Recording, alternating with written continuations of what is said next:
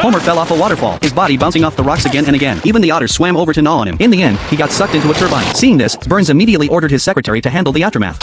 One of the finest, bravest men ever to grace Sector 17. I'll cross him off the way. But the whole thing was just a prank Homer had pulled. He spent $600 on a dummy to get out of overtime at the power plant. Just as Homer was about to enjoy a relaxing weekend, the neighbors showed up at his door with newspapers to offer their condolences. What? Marge didn't know whether to laugh or cry. She had just seen Homer lying in the hammock in the backyard, but when she brought everyone out back, Homer was nowhere to be found. Everyone assumed Marge was hallucinating from grief and tried to comfort her. That night, Marge's sisters came by too. When she saw the tombstone they brought, Marge slammed the door in their faces.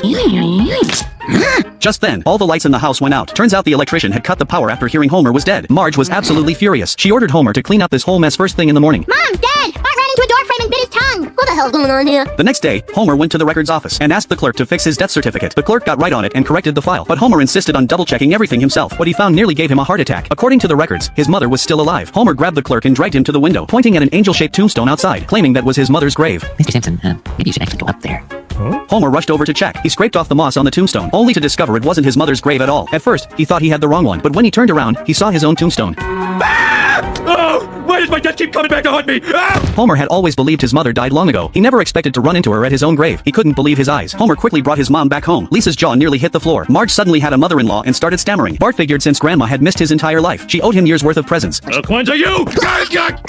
Homer, don't be so hard on it. What is his name? Later, while Lisa was chatting with Grandma, she noticed that Grandma seemed terrified of police cars. Sensing something was off, she hurried to talk to Bart. As it turned out, Bart had already found a bunch of fake IDs in Grandma's bag, so the whole family confronted Homer's mom. We'd like to ask you a few questions about your past. Yeah, reminisce. Sleeping.